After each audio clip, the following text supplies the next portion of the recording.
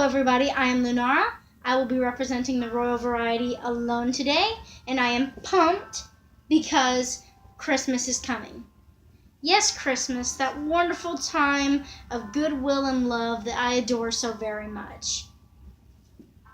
And now I'm here specifically to talk to you about one part of Christmas, but it's a part everybody loves: Christmas presents. Now, Christmas presents are a lot of fun. Getting them is fun, giving them is fun. But what's not fun is going broke giving them. So I'm going to teach you a few tips about how to save money over the Christmas season. Now, the first involves the advanced planning. So if you haven't already done it, then you're probably not going to be able to do it this year, but fresh start next year. So the first tip is to plan ahead. Plan ahead for Christmas. There's a lot of expenses. We all know Christmas is coming. It's on the calendar every year, December 25th. So the first thing that I like to do is around October, say, I make a Christmas budget. I write down the name of every single person I have to get a present for. And this is everyone from close family to people I'm going to be attending Christmas parties for, friend of a friend type thing, or work parties or whatever. But I write down the name of every single person I need to get a present for, and I write down how much I am willing to spend on them. Now, obviously, your list is going to vary depending on how close you are to these people and depending on your family situation. Like, for example, if you're a parent, then your kids are likely getting the lion's share of your Christmas budget. But once you have that Christmas budget, the key is you stick to it, and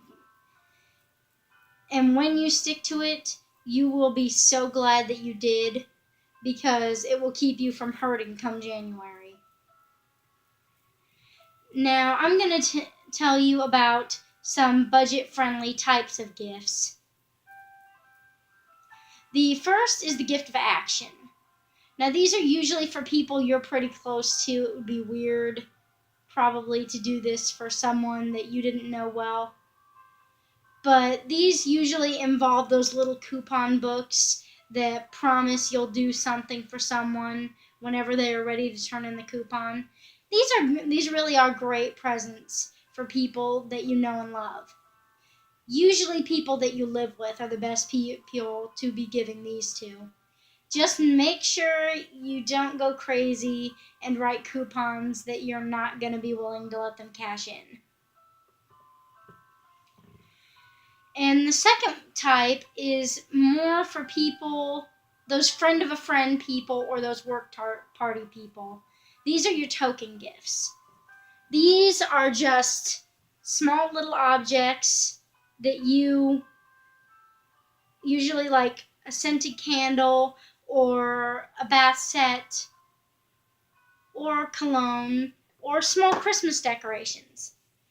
Those are just the kinds of gifts that say, I didn't forget you. Now, these are important because we say it's the thought that counts. Here's the thing. The thought only counts so much. What's what's as important as the thought is the gesture. Because if you go to a party with someone and they tell you, oh, I didn't get you a present, but I thought about you while I was shopping, that's probably going to make you feel less important than the others that they did get presents for, isn't it? So the gesture is just as important. Even if no one else's gift was that good, it still means something that they went to the gesture, the effort, to actually get them something. So you need to go to the effort too. But token gifts are not typically expensive. You can get these for very cheap, usually around $5, probably not more than $10.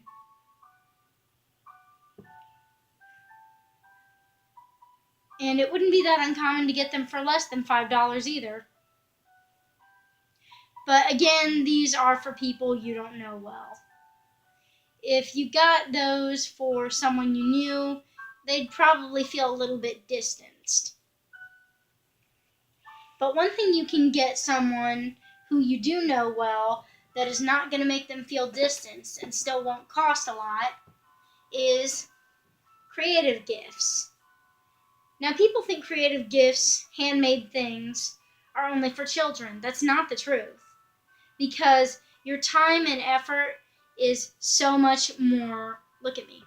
Look at the camera. Your time and effort is so much more important than the money that you could spend. This took me hours to make, and it's for Shade, and I know that she will love it. And again, they're also very cost effective because I made that out of this at home. And this particular box of clay only cost me around $10, $11. And I used about half the box, a little more than half the box, making that one. But say that I was going to make gifts for more people. I could, say, split this box into thirds and make some pretty small sculptures. And that would come out to a little bit over $3 per person. So that's 3 people on that list taken care of for about $10. But again, it's not about the money. It is really about, the creative gift is really about what you put into it, because you're putting so much more of yourself into a creative gift. And I think that is what really embodies Christmas, is the effort to be kind to someone, to make somebody else happy. So I hope my effort to make this video has made your Christmas a little bit merrier.